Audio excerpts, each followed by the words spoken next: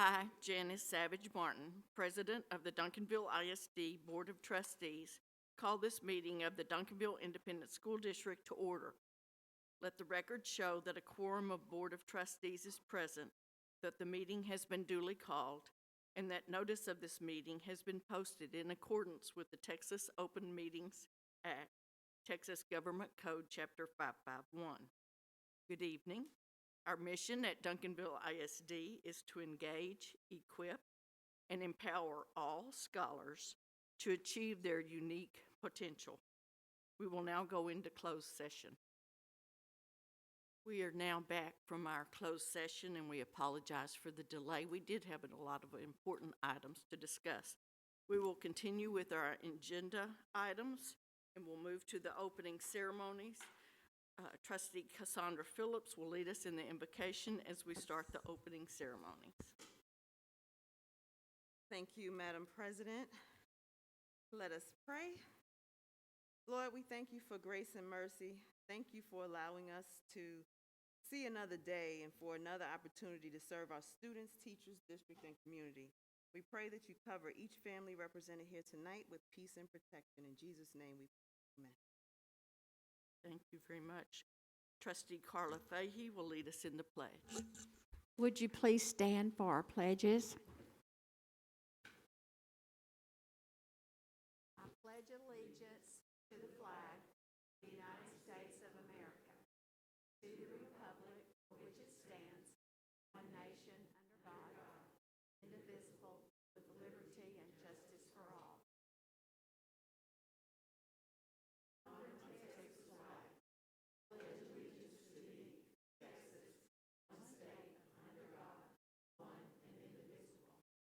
Thank you. We will now move on to the superintendent's report, and I'll turn the meeting over to Dr. Smith. All right, thank you, Madam President. Good evening, board members and those that are in attendance. Board, I have the following items that I want to report on tonight. First, I want to say, board, thank you for all you do. January is School Board Recognition Month, and so this month, throughout the month, we will be recognizing you and celebrating you in a number of ways in social media and out on the schools. And we've got some gifts for you all this evening and some other things that we'll be sharing with you just in a little bit when we get to the recognition session or section. But I wanted to just say thank you. Thank you for your ongoing support. Thank you for all the things that you do for our district. The last 2.5 years have been incredibly taxing, and we've had to make some very, very difficult decisions. And you all have been there every step of the way, supporting the school district, keeping the priority focused on our students, our staff, and helping us to really manage our way through a very difficult set of circumstances as it relates to COVID. In the midst of all of that, you were able to be recognized in the state of Texas as a top 5 honor board. There are well over 1,000 districts in the state of Texas, and only 5 get that honor. And because of all the work that you've done throughout the course of your time as a board, supporting us through the pandemic, that has not gone unnoticed. And not only from a state standpoint, but obviously those in our community and for me. And I feel fortunate to be able to serve with you all, to be able to partner with you all, and all the accomplishments that we've been able to kind of manage and work through and achieve in our district. You know, I always say everything rises and falls, starts and ends with the leadership. And so you all have exemplified what a great leadership team, emphasize the word team, what a team is. So I want to thank you for that. And so the things that we have for you throughout the remainder of the board meeting, it's just a small token of our appreciation and recognition. But really every day, all day, I could say thank you, thank you, thank you, and it would be endless. So again, thank you for supporting me. Thank you for giving me the opportunity to serve here in Duncanville ISD, and thank you for continuing to make our district priority as we do the work. So, and it's very difficult work that we do, but you find a way to pull together and do what's best for our district. So I want to say thank you for that. A couple of other items that I have to share this evening. Of course, prior to us going on the winter break, I wanted to recognize our runner-up, the Duncanville High School 2021 state runner-up. Obviously, things did not end as we wanted it to, but we're so proud of our students. And so, Board, I want to thank you all for being there, as you always are, supporting our kids, supporting the things that we're doing in the district. We want to recognize Coach Samples and his team, his coaches, for a great season this year. And so to think that our football team has been to the state championship the last 3 out of 4 years, that's a pretty amazing accomplishment. And so we are very proud of them and look forward to continuing this trend and tradition that they have set, but certainly want to acknowledge them. Thank you. Thank you. The next item I have is just a brief update on COVID-19. In our board agenda, as we move along in the agenda, we have our more formal reports that's packed with data and updates and information from you all on the student side and on the staff side. But from the superintendent perspective, I did want to speak to really just the impact that COVID had, and really just want to recognize our staff because they are doing an awesome job trying to figure this out, trying to make sure we're keeping ourselves safe, keeping themselves safe, and it is indeed a heavy lift. And so I wanted you to really have a sense of some of the challenges out there. From a physical standpoint, when we look at our employees, it's really taken a toll on our employees physically as well as emotionally. We understand the emotional impact it's having on our students. Oftentimes we forget about the adults, but there have been a lot of data points that I have seen throughout this time that lets me know and confirms that our adults are having just as many challenges and need emotional support just as much as our students do. And so it is really, really impacting us in a huge way. The teacher shortage and resignations are real. You're going to hear numbers later on in our presentation from our team on that. And then our bus drivers and custodians and ground crew and food service people, a lot of times, you know, they don't always get the credit they deserve, but they really are troopers behind the scenes. We actually could not have school if it wasn't for our bus drivers and our custodians and that group. And that group has been really hit hard with COVID. And so, you know, we are continuing to do all the things that the health experts tell us to do. We offer testing in Duncanville ISD, and we'll continue to do that throughout the course of this process in the school year. You get more information from Dr. Alashka when she shares some of the details there. And we have had multiple vaccination drives in Duncanville ISD, and we'll continue to have. And we've almost 3,000 or so vaccinations have been provided for in our district and for our students and employees, and we've even provided opportunities for just the community members at large in those situations. We continue with our expectation for masks. We realized prior to the break, when our numbers were trending down, prior to the Omicron virus really peaking, there was a period of time where we all may have gotten a little lax out in the campuses. And so this has been an opportunity for us to revisit that and make sure that our campus protocols are in place and that our cleaning programs are in place. And you'll hear more specific details about that as we go. But I wanted to make sure that I gave opportunity to share and report on the work that our team is doing, but also the impact that COVID is having. We know the academic impact it's had on our students, but it's been really taxing on the employees and the adults. And so we understand that, and we're committed to continue to keep everyone safe as we manage and work our way through the Omicron surge. As it relates to that, the sick leave bank, want to thank our board for allowing us to be able to open this window. You may remember before the break we had lots of meetings and discussions on the sick leave bank, and so that opportunity is now available for all of our employees. And so the enrollment window is open through Monday, January 21st. 4th for our employees to enroll, and we've communicated all of the details associated with joining the sick leave bank and what the criteria is. And so we hope that this will be one way of trying to accommodate our employees and give them some relief as they go through this process. The next item that I wanted to update you on is the My Future, My Choice campaign.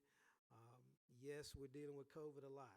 COVID is at the forefront, but we also are continuing to promote our academic programs. And so the choice application process for the high school and the middle school programs opened last week. We are continuing to make it a priority at all of our campuses to provide options and choices for parents and specialized programs at our schools. And so we have a campaign that's going on now to educate our parents on what offerings we have in the district.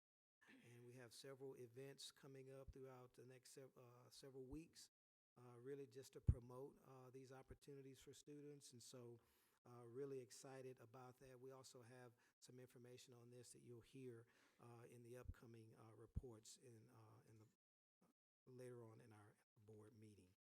And then the last item that I have really tonight is just to share with you our parent university. You know, this is an opportunity for us to be able to really educate our parents on a lot of different facets of how to manage various resources in the school district. Our next session will be on tomorrow at 6 o'clock. Right now, these sessions are still in Zoom format, but the topic for tomorrow will be on attendance, and we'll help our parents understand the importance of attendance. We'll be talking about the Texas attendance laws and truancies and the effects of chronic absenteeism for students.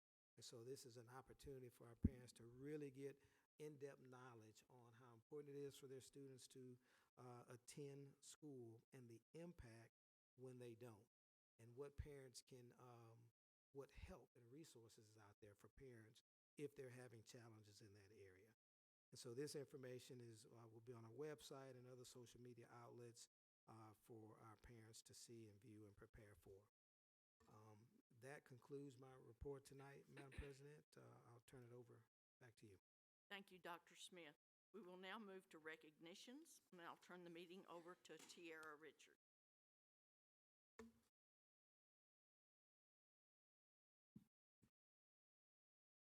Good evening, Madam President, Board of Trustees, Dr. Smith. So the first item we have in our recognitions are the donations that have been received from the district.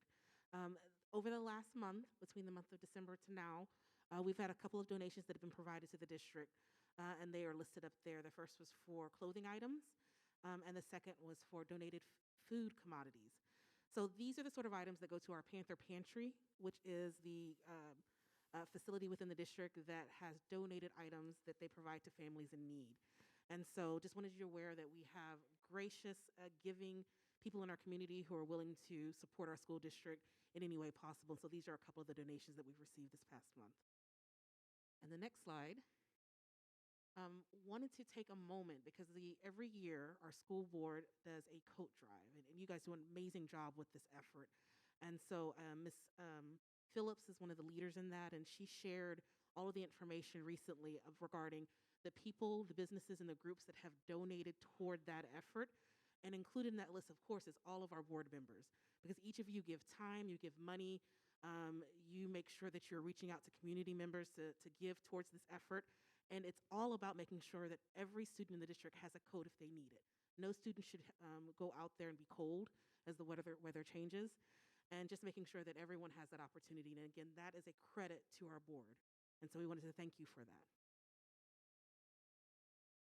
Sorry, Madam President, may I just for a second? Sure. I wanted to give the floor to Trustee Phillips here before you move on. Yes, sir. Wanted to give her an opportunity. She's really led the way for us in the code drive. So if there was something that she wanted to share and recognize, I want to give you the floor to do that. Thank you, Dr. Smith, and thank you, Ms. Richard, for always supporting and promoting. Just want to say that, you know what, we have a great community that we live in, even beyond our community. We ask and the community steps up. All we have to do is say we need and we get. We exceeded our goal this year by $500. Our goal was $4,000. We raised online in 1 month $4,500. And we want to thank everybody, because everyone sitting here tonight, whether you gave time or you even thought about helping out, we appreciate that, because it really has taken us further than we expected. And we're just looking for this to continue to grow. We have an amazing board here. We have an amazing team, community, employees, staff, everyone. We just want to say thank you. And I do want to mention that we did add another layer to the drive this year. We bought some shoes this year. So 36 students got shoes this year. So thank you all. Thank you all. Thank you for the opportunity to serve. Thank you, Cassandra Phillips, and thank you, Ms. Richard, also for your report. We will now move to conduct a public hearing to allow public participation. Sorry, you had some more. So sorry. Actually, I threw us off, so. He did. It's his fault. Yeah. Absolutely not. Well, we did have another recognition, actually another couple of recognitions, but the first one, you see we have a really full audience tonight, and we don't always have that, but I wanted to welcome up the girls and boys golf teams. Whoa. Wow.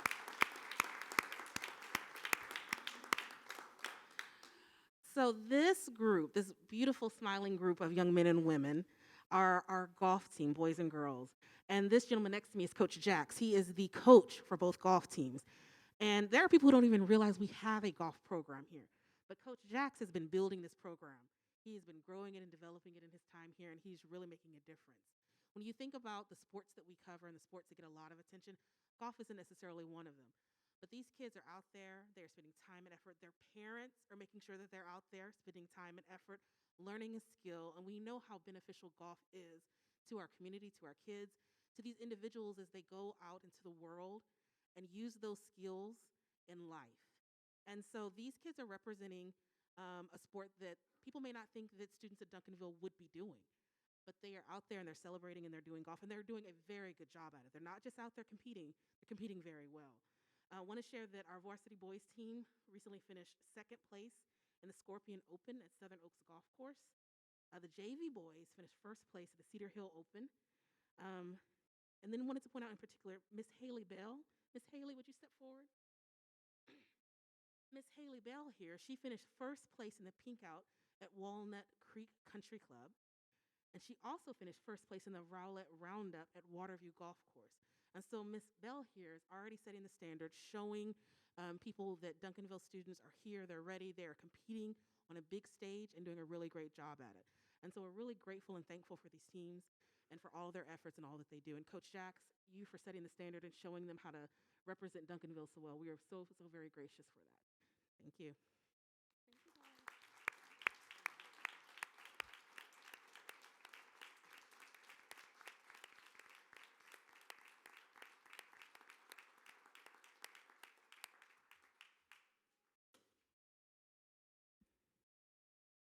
All right, and our final recognition is for you.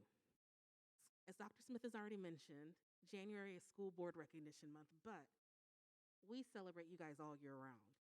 In particular, this year, when you have just excelled above and beyond when it comes to the recognitions you've received. It started in July when you were all named the Region 10 Outstanding School Board. That is a huge honor. It's a big step, and it is one that people on a big stage saw.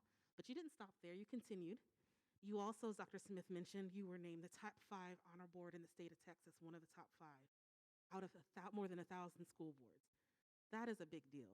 And I had the privilege of watching you and seeing you guys when you came out of the interview process. You represented the district so very well, and the smiles on your faces and how excited and proud you were, that's a big deal. And we are so grateful that you all represent the Duncanville that we all know and love. So thank you for that. Your volunteers and leaders who love this community, what people don't see is your personal sacrifice. This isn't a job you're paid to do. This is a job you volunteer. It's a job of love.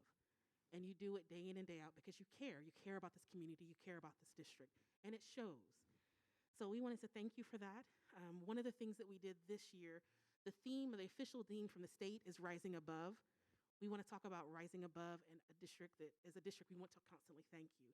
And so the artwork over here you see to the side are from the campuses, and it's artwork for display. Some of them are showing Rising Above. Some of them are just simply saying thank you because of how gracious we are, or gracious you are for us. And so these are some of the artwork from the campuses that we're going to have on display just for the rest of the meeting. We're going to take photos of it and make sure that we get you copies of the photos of the artwork. And so it's an opportunity to really celebrate you specifically. And speaking of fine arts, normally we have the choir here. The choir also is another fine arts program. They were performing this last weekend, and they finished, they had, make sure I have the right number. They had 6 musicians from the choir who advanced to All-State, and 5 from the band who advanced to All-State. And so, again, just continuing that sort of tradition. And they can do that sort of work, and we see this sort of artwork because of what you do. And so it all comes back to you and the vision you have for the district, the way you lead us and take us forward. So all of those accomplishments, again, are possible because of you. And so we have a short video that we want to show you that you can hear from some of our younger students sharing why you are so amazing and how we appreciate you so much. Please play the video. Duncanville ISD Board of Trustees, we thank you for being the bridge between our communities and schools, for advocating for staff and students, for making it possible for the district to write success stories one student at a time. Many don't know that school board members are not paid for their work, that you serve as volunteers in service to our schools. But thanks to your vision and direction, we're receiving a high-quality education, and we have an array of school choice options as we consider our future. We are so grateful to you for leading the way with a mindset of unstoppable excellence.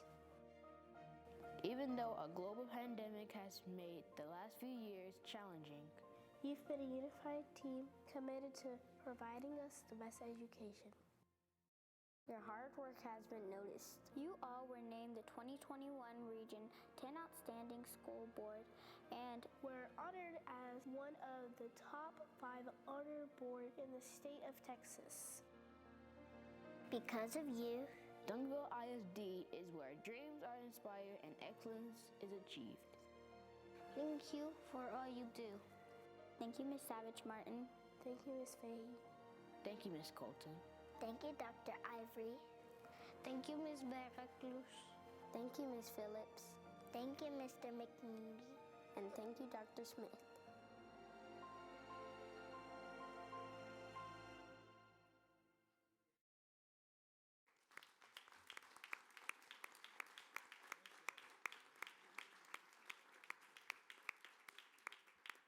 And before I turn it over, because I know that you probably have some comments you want to say, I wanted to just let the group know, because you've already been provided these, but Dr. Smith went out of his way to make sure that our board received some special gifts to recognize them this month. This Crystal Award, each board member received a Crystal Award celebrating them for all of their hard work. And each board member also received a photo book that includes many of the photos that were in that video, but also just commemorating the year that you have had so far and just really thanking you for all that you do. So thank you for all you do. Thank you.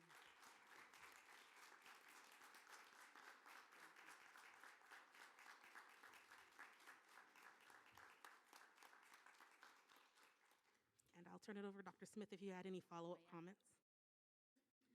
Well, since I'm the only one not crying, I think I'll speak for the board. We are so grateful for this recognition, and we were talking earlier about driving past all of the schools and seeing the marquees.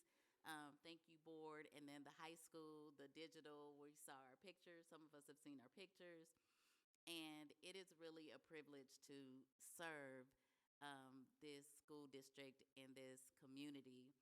We are grateful. I don't know if you guys could see them crying, but I'll just tell you they were back here crying. but it's really nice to be recognized. But more than anything, we really come together to figure out how to energize and support you, because you guys work so hard. It's really easy for us to support Dr. Smith's vision and his team. And the leadership team, we usually focus on the teachers and principals not so much, but teachers. But we took the time to really think about the even stipend that every full-time employee received the same amount, because we really wanted to stress to the entire full-time district that you matter and we care about, and we see all of you from the plaza, the chiefs, the executive directors, the directors, students, principals, parents, bus drivers, custodians, everybody. That equal stipend was just an expression for us to show during this COVID time, everybody has stretched and everybody deserves to be supported. And so thank you so much on behalf of the board. They probably have something to say too. But it's been a privilege to serve alongside these members, because we really care about you. And so we know Dr. Smith provides the pressure. We're here to supply the support. And it's really been a great journey for me. And anything that we can do, we really are here to serve you guys. Thank you for working so hard and for not quitting. Thank you very much, Mr. Ivory. Anyone else? Ken, yet? Madam President, Yes. I just want to say thank you all for allowing us to serve. Yes, that is so true. We learned a lot about each other in our training for the honor that we received, and so it really brought us together. It was a good time. It really was. Madam President, I would, excuse me, I'm sorry, I'm just overwhelmed. But I would like to say it is a privilege and an honor to work beside this man and this team and such dedicated staff. It's truly a blessing, actually. So thank you all for all that you do day in, day out. You know, every day, good and bad. Y'all are here, and y'all are working for the best interests of the students and the staff that is here. So thank you all very much. We couldn't do anything without you all. So your dedication, you know, his leadership is just awesome. It's just an awesome experience to be in this mix. So thank you. Keep doing what you're doing. And God bless each and every one of you all. Thank you. Thank you. Nicely said. Yes. Ditto, ditto, ditto, and ditto. Thank you, guys. Okay, now we'll go to that public hearing. Sorry. We're going to conduct a public hearing to allow public participation in discussion of the 2021 District Annual Texas Academic Performance Report. Presenter is Dr. Halachka. Well, good evening, Madam President, Board of Trustees, and Dr. Smith, and thank you so much for all that you do for our district. I'm pleased to present this public hearing of the 2020-2021 Annual Report in accordance with Texas Education Code 39.306 and Board Policy AIB Legal. Each year, following the publication of the Texas Academic Performance Report, or TAPER report, the district is required to present a comprehensive annual report with 6 required components that are listed here. So let's get started this evening with the Texas Academic Performance Report. The TAPER report is made available to us in 2 formats, PDF and through a comprehensive online data system. The PDF version includes only the statutorily required data.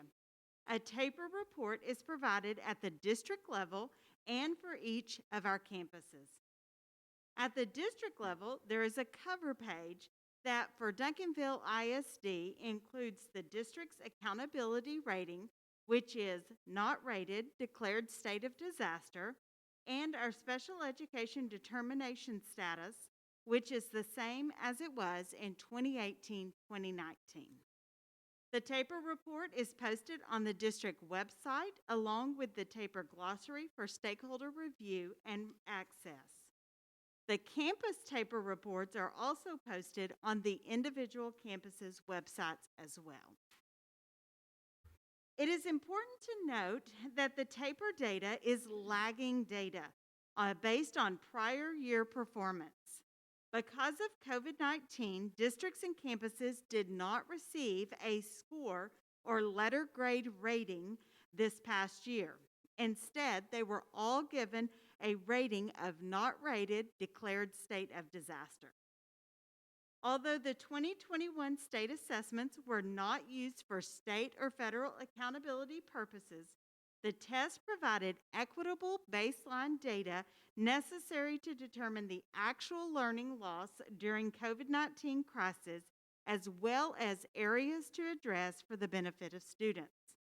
Therefore, the data you see on the slide is from the 2018-2019 school year, making it nearly 3 years in the lag. The academic data in the TAPER report reflects 2020-2021 school year, which we will look at a little bit later in this presentation. Just for informational purposes, looking ahead to this current school year, districts and campuses will only receive a letter grade if they achieve a rating of A, B, or C.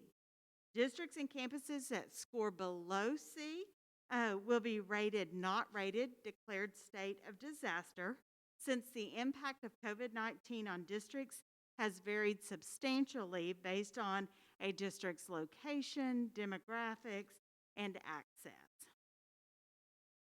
So in 2021, there were also no distinction designations issued due to a temporary suspension of the state accountability requirements.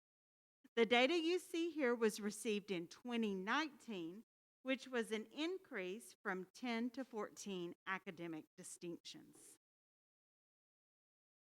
For the 2021 TAPER, the content data is updated to show the STAR performance for all students in all grades by content last spring.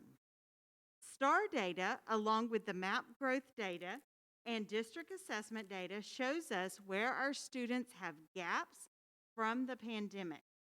Student decreases in performance are the most significant in the area of mathematics.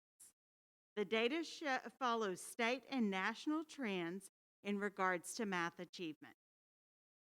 For all grades in reading, our Duncanville ISD students scored 57% at the Approaches grade level standard. This is a 10-point drop from the 2019 score. At the Meets level, students scored 32%, which is a 5-point drop from the 2019 score. And at the Master's level in reading, students scored 9%, which is a 3% drop from the 2019 score. The state approaches percentage, which is what we consider to be the passing level, was at 68%, making this 11 points higher than our district performance. For all grades in writing, students scored 43% at the approaches level, which is a 13-point decrease from 2019. 17% at the Meets level, which is a 7-point drop from 2019 score, and 3% at the Master's level, which is a 2-point decline from the 2019 score. Note that starting in 2022, writing will be integrated into the reading test and will no longer be a standalone test. The state approaches percentage for writing was at 58%, which was 15 points higher than our district. For all grades in math, students scored 50% at the approaches level, which is 26 points decrease from 2019, 20% at the meets level, which is a 20-point drop from 2019, and 6% at the master's level of achievement, which is a 9-point decrease from 2019. The state's passing percentage was at 66%, which is 16 points higher.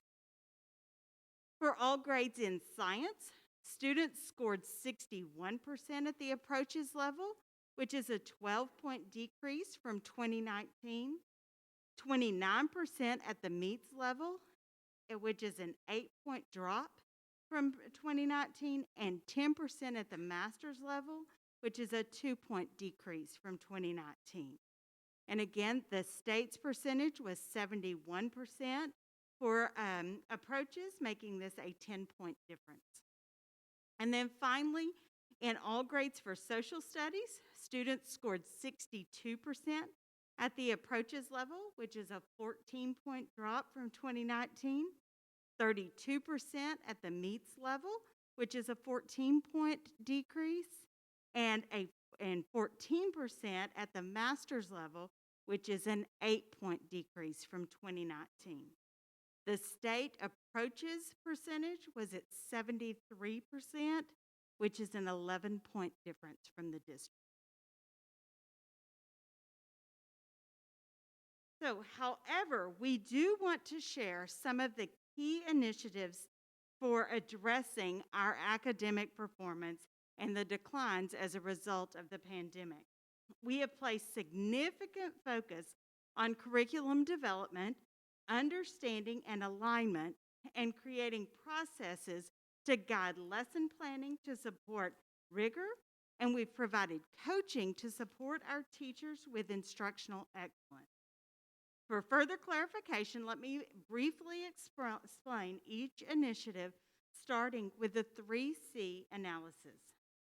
As a district, we've spent the past few years creating a common language and understanding of the Texas Essential Knowledge and Skills, or TEKS, to ensure that teachers are teaching at the level required by TEA and the STAR test.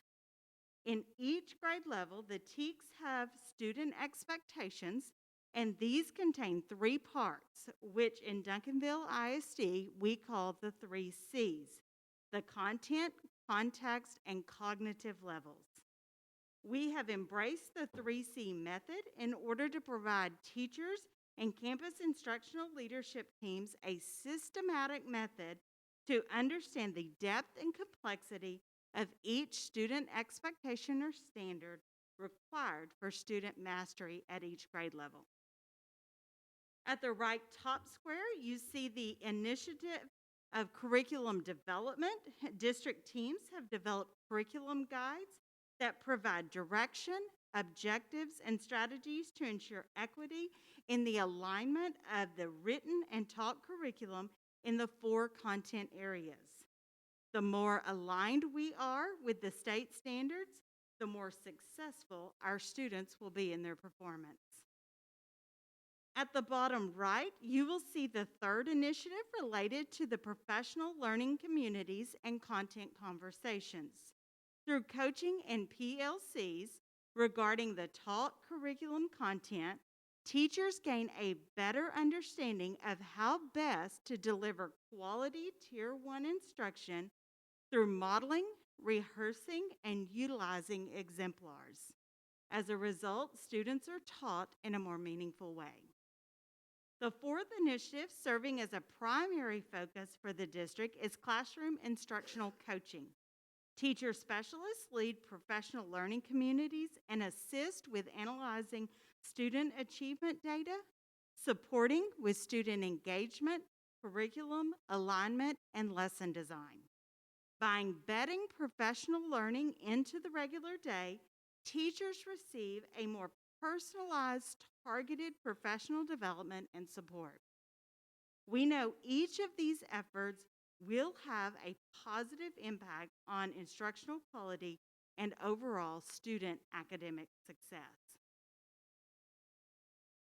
In addition to the TAPER report,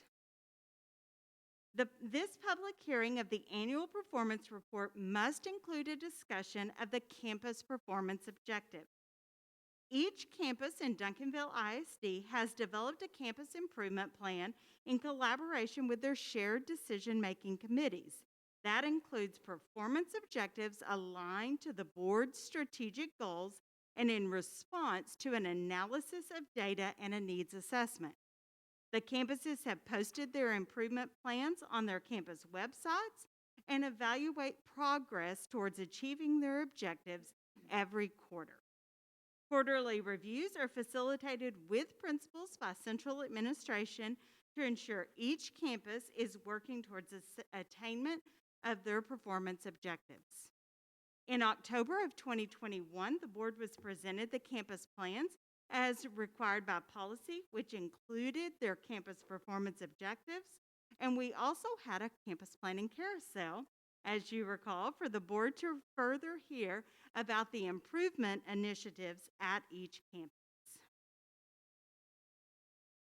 The third reporting category is student performance in post-secondary institutions. As a district, we are required to report how students are performing during the first year enrolled in an institute of higher education after graduation. This data is obtained from the Texas Higher Education Coordinating Board for public universities and colleges only, and is always lagging data. The most current data is the performance of our 2019 graduates that attended either a 4-year or a 2-year public university or college in Texas.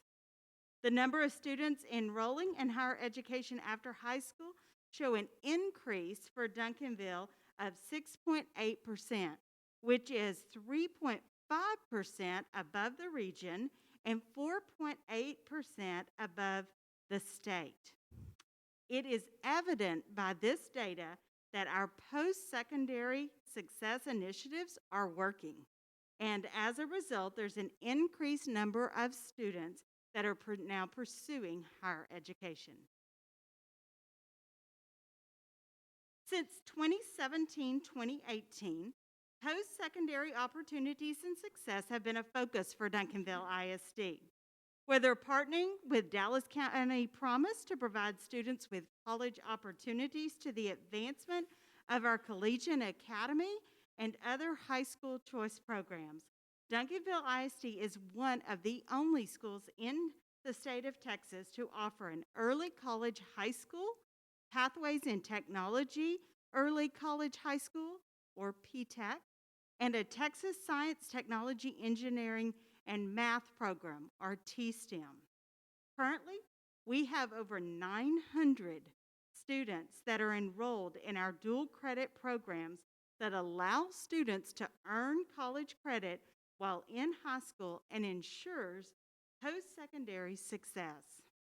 As you can see from the data in the blue box, we currently have 47 of our collegiate academy students that are on track to walk across the stage at the end of the year with both a high school diploma and an associate's degree. This is a solid number even amid the challenges of the pandemic and the changes in the college's enrollment parameters.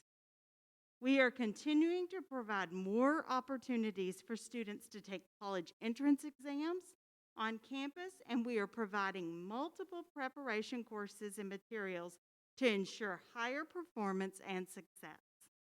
In addition, with the addition of adjuvants, we have a comprehensive data dashboard that allows us to now monitor college, career, and military readiness to support intervention, improvements, and overall success.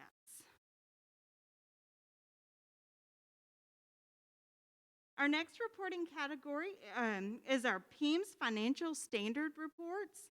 As you are aware, the financial condition of the district is routinely reported to the board throughout the year.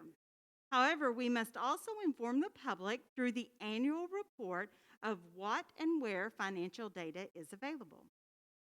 The types of Peems Financial Standard Report are listed here for the district and campuses and are also available on TEA's website. More current data is also made available on the district's website under Business Services and Financial Transparency.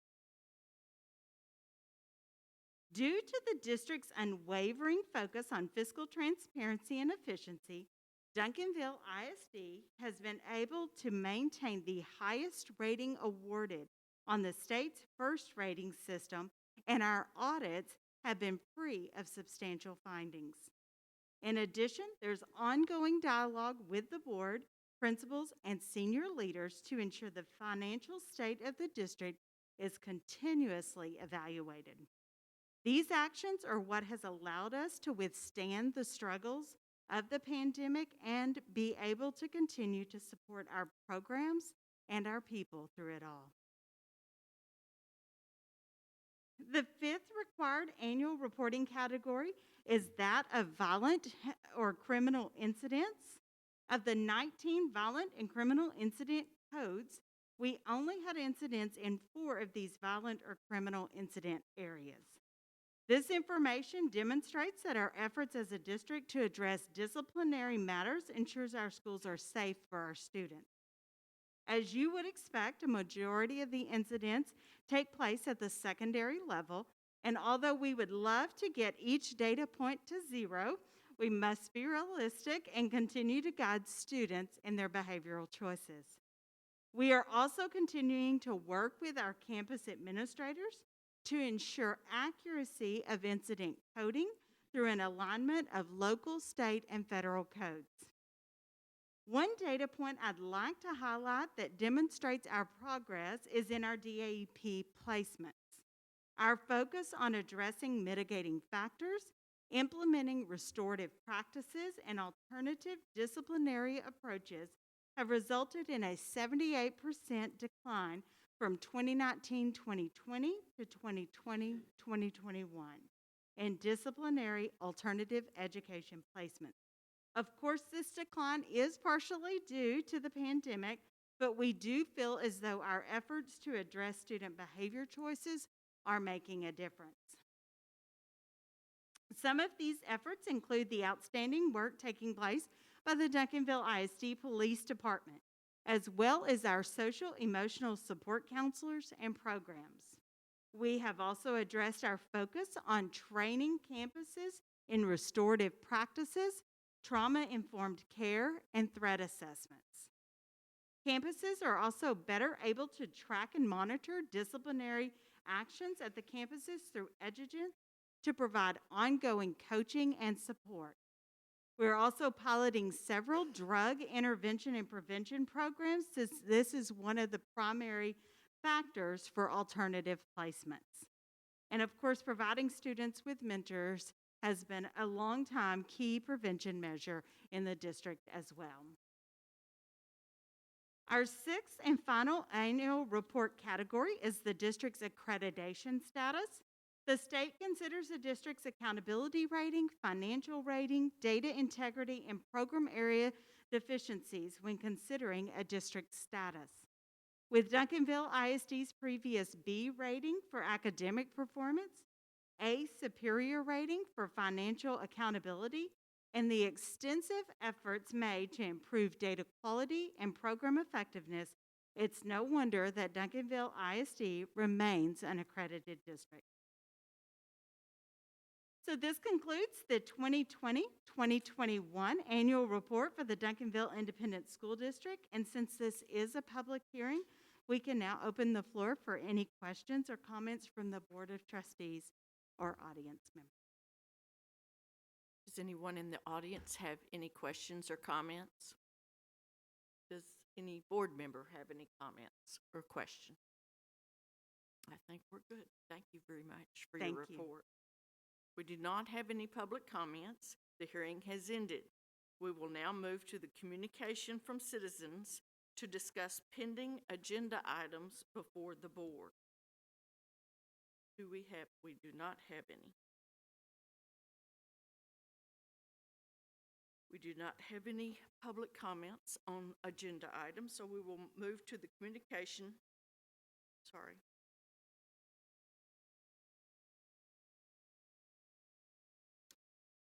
We do not have any communications from the citizens regarding a pending agenda item. We'll now move on to the consent agenda. Do I have a motion to approve the two items on the consent agenda? So moved. Second? Okay, the motion was made by Cassandra Phillips and seconded by Jackie Colton. All those in favor to approve the consent agenda, please raise your right hand. Motion carries 5-0. Now we'll move on to the action agenda items. Item 8A, which is to call the school board election for May 7th, 2021, to elect trustees for places 1, 2, and 3. Good evening, Madam President, Board of Trustees, Dr. Smith. As you're aware, every year we go through the process of calling an election. This year there are 3 places open on the board. Of course, if all 3 of them are on the board, and I think if you're an honor board, it's a requirement that you run To again continue. the next time. So I don't think that's written down anywhere. But anyway, we're asking you tonight to approve the order of election. A couple of things. The filing dates are open between January 19th and February 18th. I think only one of you that are here, Ms. Colton, needs to know those dates. We'd welcome you on the 19th.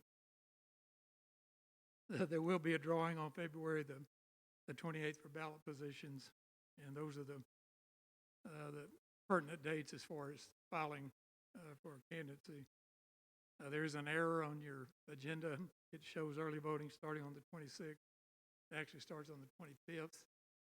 And the order that the President will be signing tonight has that corrected on it. So that's the only difference in it. But we'd ask you to approve the order of election. Okay, and I mentioned 2021. It is 2022 when we're having this election. Okay, do I have a motion that the trustee election be called as presented in the election order establishing the trustee election for May 7th, 2022, and early voting for April 25th through May 3rd, 2022, with the Dallas County Election Board conducting the election in all precincts and the board president or designee be authorized to sign on behalf of the Board of Trustees? So moved. Okay, the motion was made by Cassandra Phillips and seconded by Carla Fahey. All those in favor, please raise your right hand. Motion carries 5-0. Thank you. We will now move to action item B, approval of quotes related to grant award 10 milk boxes for Duncanville High School. The presenter is Andrea Fields. And good evening, Madam President, the board members, and Dr. Smith and waiting audience. It is my pleasure tonight to present to you a recommendation for the purchase of 10 milk coolers for Duncanville High School. This is in accordance with strategic plan goal and of financial stewardship and facilities, specifically to acquire alternate funding to address 75% of the identified facilities, programs, and technology needs. So tonight I present to you the recommendation.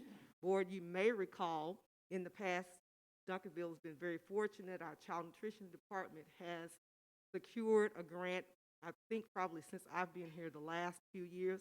Last year, I think you recall we did some work at Merrifield where we installed another type of theme table for them, some other wall signage that perhaps you may recall a couple of years ago that was installed at one of our other campuses. So this year, we sent the application to the Texas Department of Agriculture, and we were awarded $54,000 for equipment. And so because of that grant, we're asking for you to approve the purchase of 10 milk boxes for Duncanville High School. You have in front of you the quotes that we secured through our child nutrition department, and we're asking your approval tonight for the quote number 1, which is for Ace Mart, and that is the total of $51,850.50. We anticipate as soon as you approve it on tomorrow, we will submit the purchase requisition, get a PO to them, and they have the equipment really waiting for us because they know we've already received this money.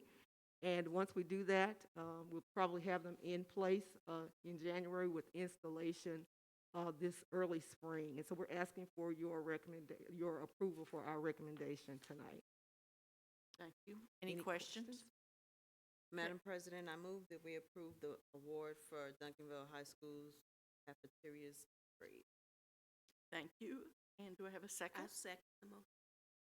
Motion was made by Cassandra Phillips, seconded by Jackie Colton. Any other further discussion, comments? All those in favor, please raise your right hand. Motion carries 5-0. Thank you all very much. We will now move to action item C, consider approval of agreement between Duncanville ISD and Thompson and Horton LLP. The presenter is Dr. Smith. All right, thank you, Madam President. We're asking for your approval this evening to partner with Thompson and Horton, which is a full-service law firm located in Houston and Dallas, several branches across the state of Texas. They provide the full scope of services for school districts. They are one of the preeminent law firms for school districts, and so they will provide a number of services for us on an as-needed basis. And so asking for your approval for us to enter into a partnership so that we can begin those services. Any comments, questions? Madam President, I move to approve the agreement between Thompson and Horton LLP. I have a motion. Do I have a second? Okay, the motion was made by Cassandra Phillips and seconded by Carla Fahey. All those in favor, please raise your right hand. Motion carries 5-0. We'll now move to the information and discussion items. The first item is to present planning process for the 2022-23 academic calendar. Presenter is Dr. Jordan. Good evening, Madam President, Board of Trustees, and Dr. Smith. I am pleased to present to you the academic calendar development process for the 2022-23 school year. This year, we will proceed forward with utilizing a calendar planning committee. The calendar planning committee consists of approximately 40 parents, teachers, staff, students, principals, and central office staff members. The role of the planning committee is to provide us with suggestions, but the final decision for selecting our 2022-2023 academic calendar will be yours, the school board. As the calendar committee prepares to meet, we will focus on developing calendar options that meet the needs of our district, and we will focus on 3 main requirements. Number 1, that students are required to receive 75,600 minutes for a school day. Since we have 7.5 hours for a school day, that equates to 450 minutes a day or 168 instructional days a year minimum. Our second requirement that we will make sure to include in our calendar is professional development. We are required to provide teachers 3 teacher work days, and then we will work together to determine our PD days locally. And the third requirement that we will ensure that in our calendar is that our teacher contract is 187 work days. I did not mention this above, but once we start looking at these requirements, we will also look at our staff and employee work calendars, as they are also essential in our calendar development. Last year, the board, you all heard the needs of the calendar committee, and you increased the instructional time for our students by extending our calendar to 180 days. So here's the timeline of what our calendar development process looks like. So tonight, I'm sharing the process with you, the school board. Thursday, we will meet together. The calendar committee will have their first meeting to develop and discuss priorities and need. Thursday, January 27th, the calendar committee will meet again to review the priorities, discuss sample calendars, and then they will share any feedback. And then we will open up a survey that will go out to all stakeholders Monday, January 31st, and it will stay open until February 18th to make sure that we get feedback from everyone, parents, students, teachers. And then the goal is to bring to you the calendar options in the March board meeting for you all to review, select, and approve. Do you have any questions? Any comments, questions? No? Thank you very much. Appreciate the timeline. Thank you so very much. We will now move to information discussion item B, 2021-22 CTE Perkins Reserved Grant - Wired. The presenter is Dr. Jordan. Good evening. Again, Madam President, Board of Trustees, and Dr. Smith, I am pleased, should say ecstatic, to present to you information regarding the Wired grant. So the Wired, which is working to implement regional electrical pathways in DFW network grant, is a great opportunity to provide our students with diverse experiences that will prepare them for high-demand, livable wage careers. The purpose of the Wired grant is to increase the number of CTE programs of study by expanding offerings with a focus on electrical engineering. The goal is to address the critical need for electrical technicians and electrical engineers to support the regional workforce. The area labor market data shows that by 2025, the number of jobs for electrical engineers will grow by approximately 14.5%. So using the grant model, we will develop partnerships with higher institutions as well as industry partners and community organizations to ensure that our students have coursework, resources, and experiences they need to be successful throughout the program and throughout post-graduation. The Wired grant was written in partnership with Region 10 Service Center and Texas Instruments, as well as with the support of many industry partners. I am excited to announce that Duncanville was selected as a recipient of the Wired grant for the 21-22 school year, and we will be a member of the DFW network, which includes 6 districts: Forney, Duncanville, DeSoto, Dallas, Cedar Hill, and Lancaster ISD. This grant will fund the electrical program of study for our class of 2025. That's our current 8th graders. And we will recruit the cohort, and it will continue with them through 4 years of their high school training. By collaborating with these higher education, business, and community partners, so with Dallas College, the University of Texas Arlington, Texas A&M Commerce, and the University of North Texas, as well as Texas Instruments, Walker Engineering, Transfer VR, Region 10, and Interlink, we will ensure our students are future ready. We are so grateful to have a host of partners invested in our students and Duncanville ISD. So I can't say this enough, so we are so excited to be the recipient of the Wired grant and cannot wait to launch the electrical pathway program of study in the fall. So in order to ensure that we are ready to receive students in the fall, we will spend time this spring recruiting 25 students, purchasing resources, developing and scheduling courses. This is new for us. We want to make sure that we set our students up for success, and finalizing our student certification opportunities. By the end of the cohort's 2025 4-year journey, our senior level students who complete coursework in the practicum of construction technology will also be eligible to become an electrical journeyman. So just to kind of put that into real life, an electrical journeyman has a median hourly wage of $53 an hour. Our students could potentially earn that when they graduate from high school. This is such a great opportunity for our students. Thank you for allowing me the opportunity to share with you the Wired grant, and I'm happy to answer any questions that you have. That Madam is President, I have a extremely exciting. Very good. Go ahead, Cassandra. Dr. Jordan, thank you for the presentation. Can you walk me through the recruiting process? You're going to recruit 25 students. What does that look like? What will they need to be recruited into the program? So we're currently looking at our students who are enrolled in our construction technology program. They've already expressed an interest. in engineering. It may not be electrical engineering, but they have that foundational desire. In addition to that, we are looking for students who are female students. There's not many female students who are in engineering, but there are many opportunities for scholarship post-high school. There's not necessarily a grade requirement, so we're not looking for a student who has a certain GPA or a certain grade, but we really want to make sure that they have that, that love for construction, that love for technology, that desire to work with their hands, and either a passion for math or science.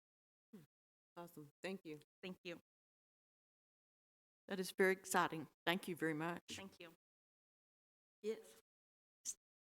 Will the 25 students be recruited from like Reed Bird and Kennemer? I mean, will this be announced early on before they become ninth graders? Yes, ma'am. So Okay. one of the things that they're currently doing, I believe it was in my presentation last month, is we are working with the Gear Up grant. And so they've already been introduced to those pathways at the middle school level. Okay. So those students who, All right, thank you. thank you. Thank you very much. We will now move to the information discussion agenda item C, budget development timeline for 2022-23 budget and ESSER update. The presenter is Dr. Ed Bigby. Okay, the first portion of this is on page 87 of your agenda, and it's the typical timeline that you see each year when we bring it to you. There's 6 items that are in bold print. Those are the 6 board meetings, including tonight. So once again, we haven't scheduled anything as far as the workshop goes, but that's always an option as we get toward the end of the budget process. One thing we have working in our favor is there's no legislative session this year. So at least they can't hurt us any more than they did last year. But so we don't have to wait to find out those things, so we can move ahead with the budget process. Once again, Dr. Smith and I have talked about transparency and how open we can be with this. We'll take certainly budget input from you as a board. SLT, those people representing their departments will bring budget requests to us. If COVID allows, I'll go to each campus again. If not, we'll Zoom meet those and discuss with each principal their allocation, which is based on their enrollment, and as well as any budget requests that they may have. So that'll start coming together pretty quickly. It's hard to believe we're at budget time again, but that's why we get old. But it happens so quick. But, yeah. But anyway, that's the timeline. Pretty well follows what we did before. Once again, we won't know our true values for our tax income until after the budget has to be adopted, but that's just the way the system's set up. We'll have a pretty good idea by then. So I'd be happy to answer any questions you might have about the timeline. Each month we'll bring you some kind of report. It'll be small in the first couple of months, and then it'll certainly get bigger after that.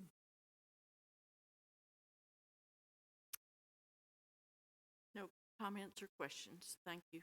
Okay, let's talk about ESSER. Sometimes that seems like a 4-letter word. But it's nice to have the ability to use those funds, but sometimes that creates some problems too. But once again, that represents, and this is basically a review. We've gone over this before, but as we get in the middle of all this, we felt like it would be a good idea to bring it back. You do have a copy of this at your place. ESSER's Elementary and Secondary Emergency Relief Fund, and was authorized by Congress, and it's administered by TEA. That's one of the holdups we have, but one of the burdens that we have. Okay, next slide. They were non-competitive. They were really based on our free and reduced lunch count, which gave us a little bit more than some of the other districts because we did have such a high free and reduced rate. So that helps, and it's set up to first of all to address academic needs of our students, but also to improve air quality, those type things, update technology, prepare ourselves in case we have another spike where we have to go home and have school to be better equipped technology-wise to do that. Okay, next slide. ESSER 1 happened actually 2 years ago. And if you remember then, we used those funds to keep paying everybody when we all went home after spring break. We did, as a district, you weren't required to pay all those positions, but you chose to do that, and these ESSER funds are what we used that for. A little over $4 million to do that. ESSER 2, which actually comes after ESSER 3, but that's a TEA thing, was safely reopening schools, which came after we had already reopened, but that's a TEA thing. And then ESSER 3, it was the next one to come along, and it's supposed to mitigate learning loss. That was the big push for it. And it was by far the biggest of all of these grants. Okay. The ESSER 1, which we use for salaries, was about $4.3 million. ESSER 2, which we haven't begun spending any of, about 11.7. The way we've laddered it out, those are funds that we would actually spend next school year. And ESSER 3 came in 2 parts, and we budgeted the first part of it for this school year and the second part of it for 2 years out. So our initial planning was to make it last for a 3-year period. As we move on into this, it may not do that. We may find that we need to concentrate more in those other years. We can spend them in any of those years, but that was the initial plan. Okay, next slide. I won't read all these to you. You can take them home for your leisure reading, but these are the items that allow us we can spend money in these areas. And basically the top one allows us to spend it just about any way the district sees fit. For the first time actually in the many years I've been dealing with schools, they said, okay, spend it the way you feel like you need to. We keep waiting for the anchor to fall or something to happen, but it's actually money that we could spend the way that we felt like we needed to as a district, as long as we track that money, and we're doing that. So these are the many ways that it can be spent. Okay, next slide. We broke it down into 4 areas as we were planning all of this. Learning acceleration, which is really learning catching up. It's accelerating the catch-up process. You can see the things under that. Safety and health. We had already spent a tremendous amount of money on safety and health type items, but we still budgeted some of this for that. Social emotional learning, there was a lot of money budgeted there because, as you know, it's not just a cognitive process to catch kids up. They've been through a lot in the last 2 years, just as staff have. So we've invested quite a bit of that in social emotional learning. Air quality upgrades, we budgeted money for replacing some of the older HVAC units that basically don't filter much air, and they've budgeted quite a bit of money for technology, mostly infrastructure upgrades, so that we can handle it if we do happen to go back to online learning.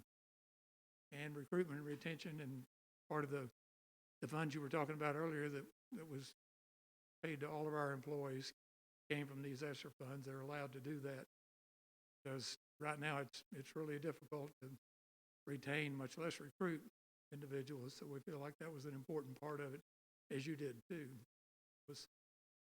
That was part of it, as well as increasing some stipends and some hourly rates, some of our lower paid employees. All right, next slide.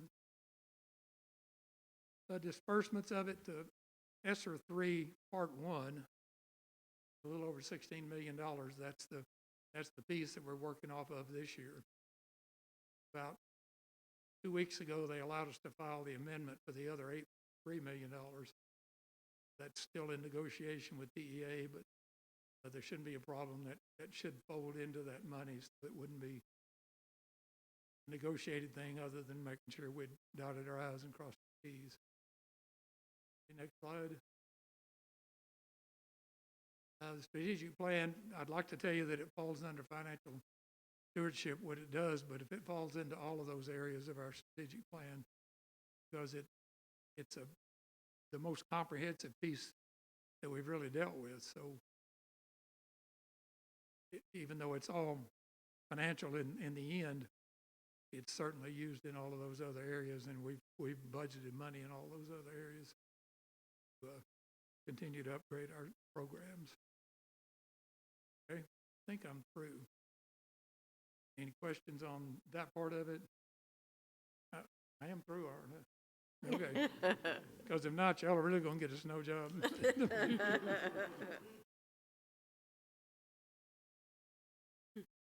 Thank you, Dr. Bigby. Back in November, Board, we discussed the student achievement and the impact of the pandemic, and Dr. Halachka shared with us a little bit about that today. And I just want to revisit where we are and where we are going. So you may be dated out a little bit, but I'm just going to share a little bit of information with you. The Texas Education Agency conducted an analysis of our COVID-19, the impact of COVID-19 and STAR data, and they concluded that students had a large decrease in academic performance, and they saw a large decline in math versus reading.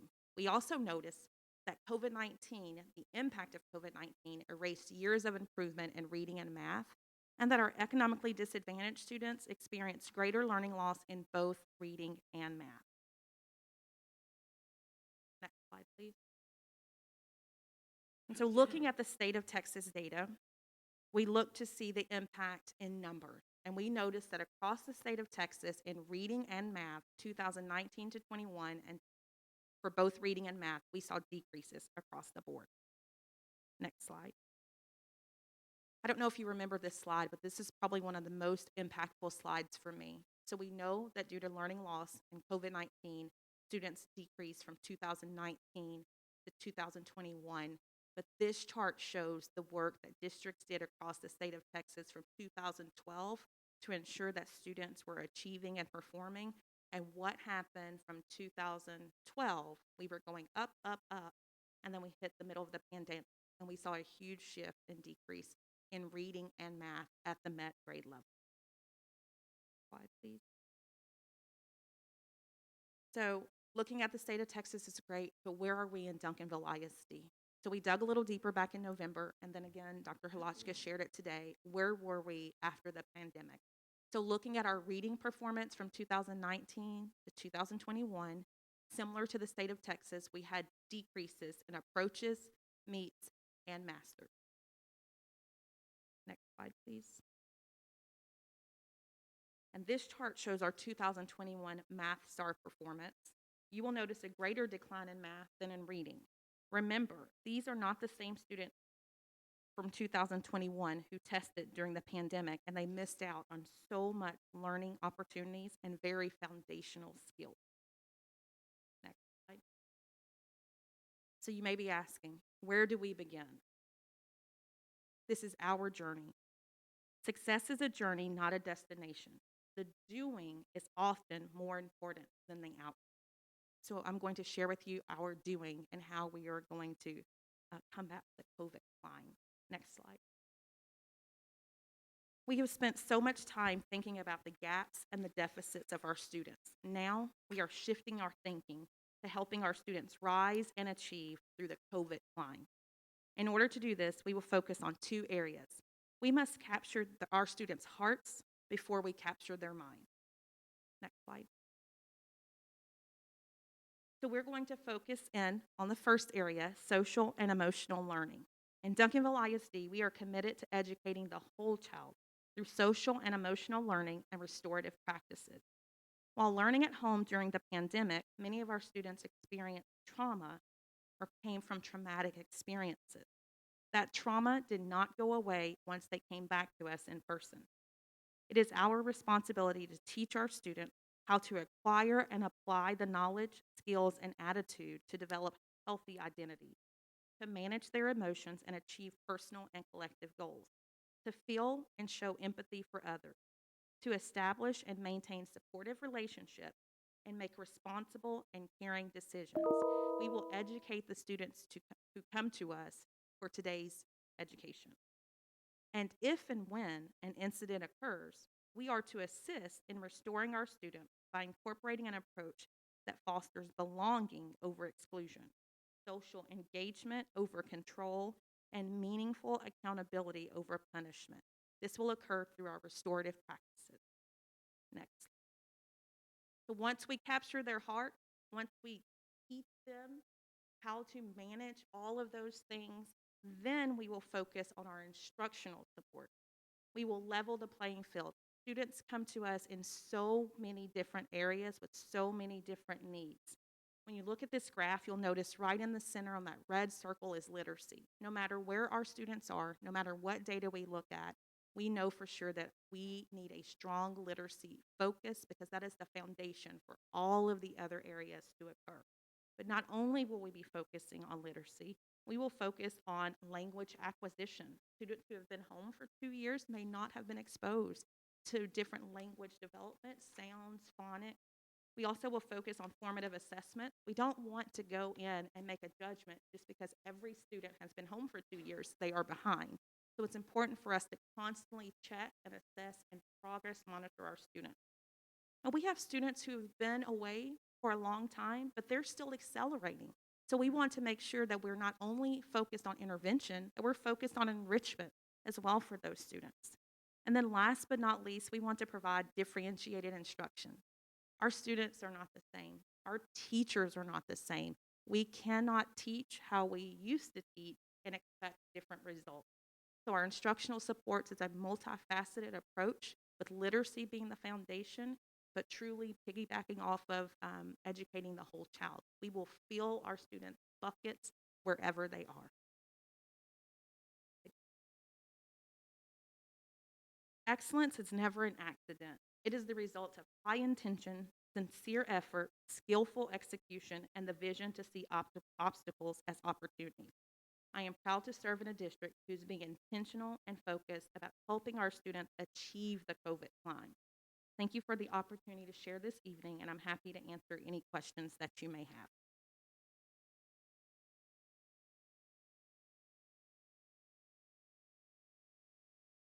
Thank you, but I really feel like you've touched on a very important component, getting to their hearts. I think that's good.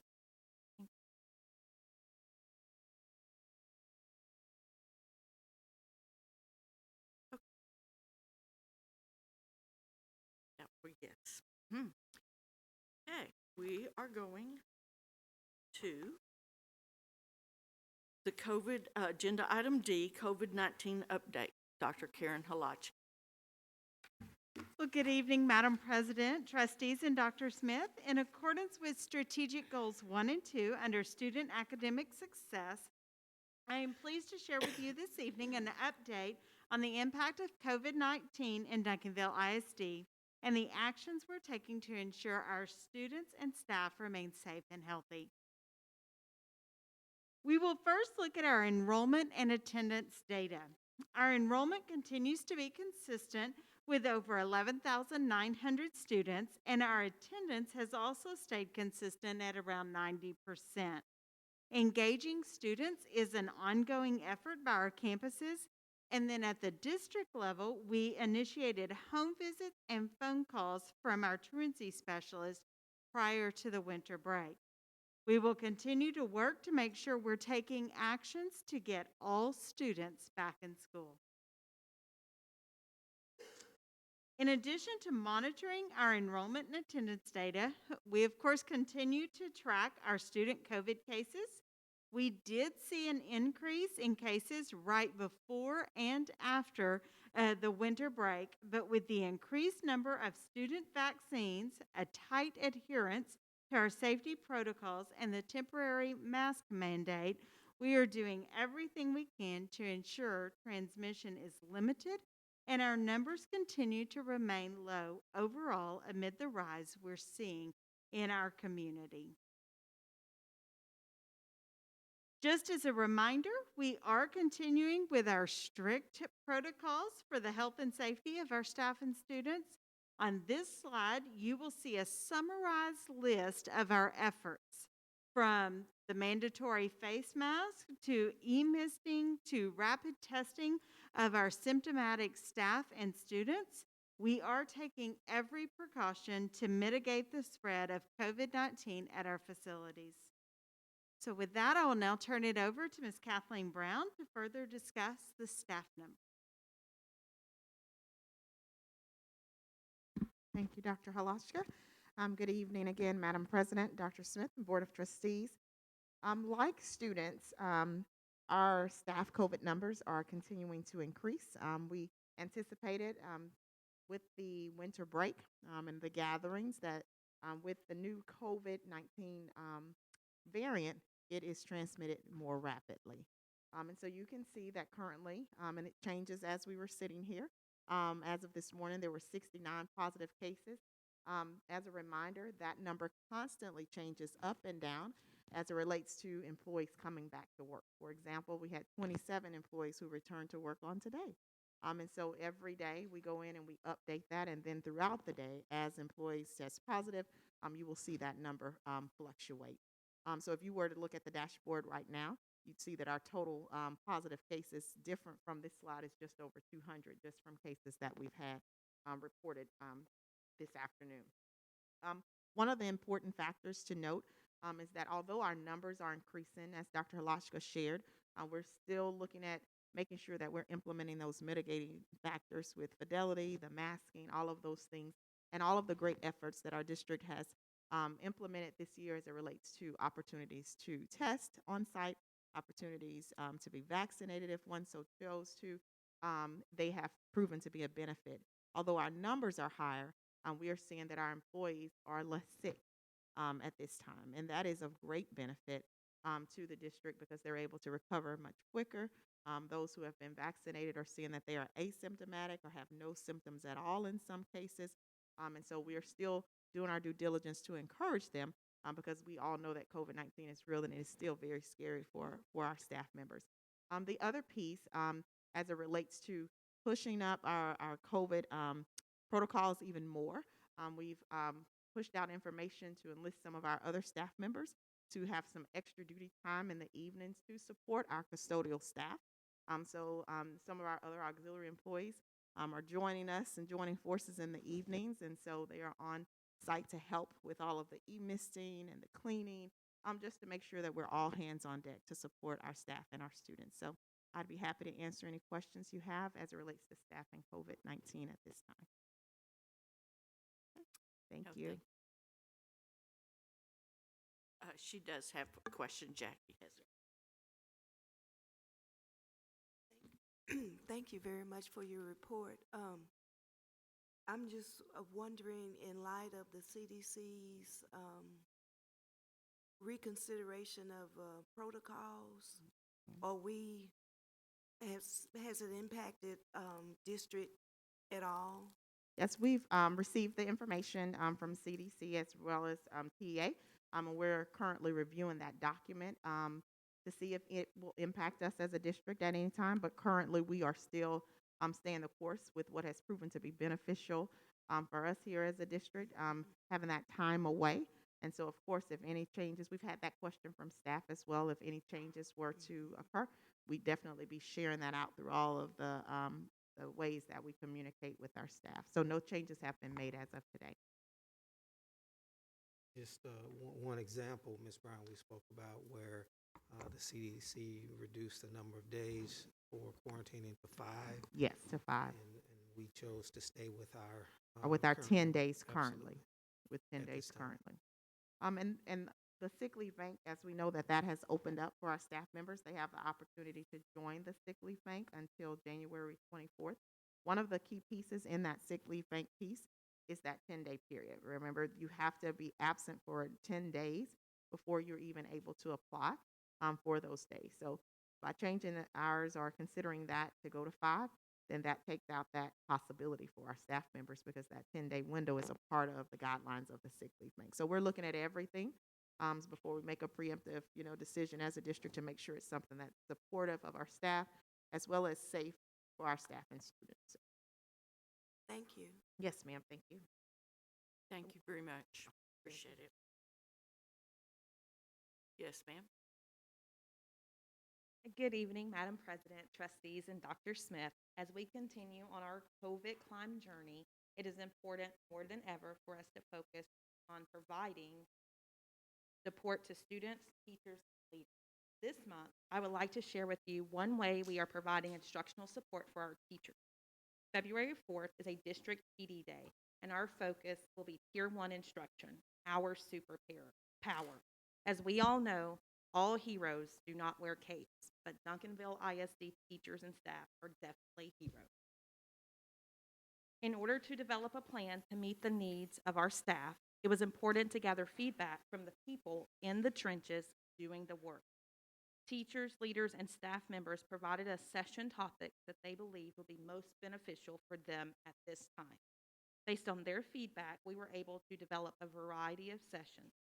Some of the sessions being offered are tech tools for educators, culturally relevant teaching practices, SEL for educators, and rigor-centered best practices for emergent bilingual learners. February 4th will be a day full of learning for our teachers, librarian, gait and behavior specialists, counselors, and special education parents. As we continue, or as you can see, we are continuing to make every effort to ensure the health and safety of our staff and students, as well as supports for our teachers and students are a top priority. Thank you for the opportunity to allow me to share with you. We are happy to answer any questions that you may have.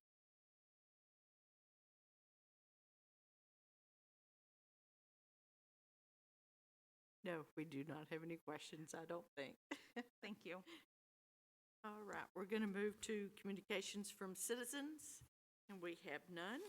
But I do want to recognize the Boy Scout group that came tonight. I appreciate it very much. Y'all sat through the whole thing.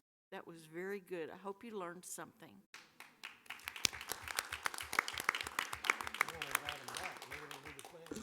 Yeah, next time you come, we'll have your students do the pledge to the flags.